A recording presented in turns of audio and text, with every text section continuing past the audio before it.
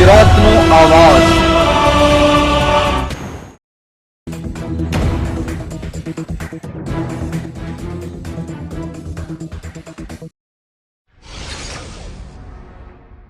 રાજકોટ જિલ્લાના ધોરાજીમાં આજરોજ રાજપૂત ક્ષત્રિય સમાજનો સ્નેહમિલન કાર્યક્રમ ધોરાજી ખાતે યોજાયો હતો।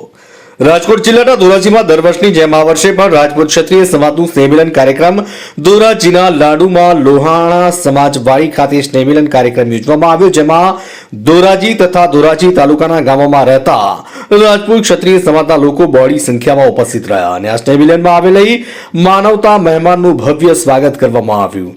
મારું નામ પ્રવીણસિંહ જાડેજા, ધોરાજી તાલુકા રાજપૂત ક્ષત્રિય સમાજના પ્રમુખ તરીકે આજે અમે સ્નેહ મિલનનો કાર્યક્રમ રાખ્યો હતો।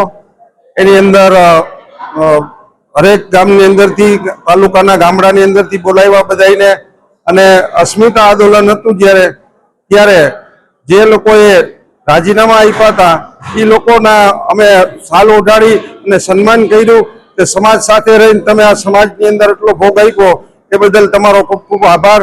અને सांस्कृतिक कार्यक्रम હતો અને મુકેશના વોઇસમાં મારા પરમ મિત્ર કરણસિંહ રાણા પણ પધાર્યા હતા અને એ બધાને અમે ભેગા મળી અને હરખભેર ઉજવો સ્નેહ મિલન।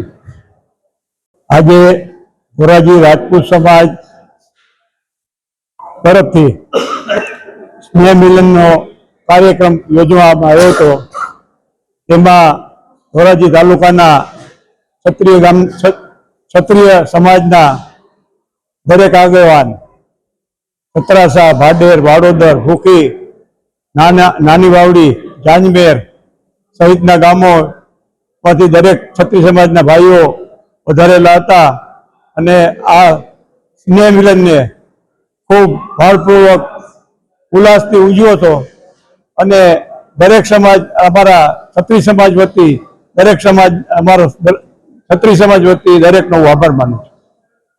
આગેવાનોએ સમાજને નવી પ્રેરણા મળે તેવા સૂચનો જણાવ્યા। જ્યારે સમાજની અસ્મિતા આંદોલન હતું ત્યારે સમાજને રાજપૂત ક્ષત્રિય સમાજના રાજકીય સાથે સંકળાયેલા હોય તેવા લોકોએ જ્યારે આંદોલન વખતે જરૂર હોય ત્યારે રાજકીય પદ છોડી સમાજને પ્રાધાન્ય આપ્યું, રાજકીય હોદ્દા પરથી રાજીનામું ધરી દીધું હતું તેવા રાજપૂત ક્ષત્રિય સમાજના વડીલોનું પણ સન્માન કરવામાં આવ્યું। આ સ્નેહ મિલનમાં ધોરાજી તાલુકાના અને બહારગામથી આમંત્રિત મહેમાનો સાથે સમૂહ ભોજન લીધું હતું।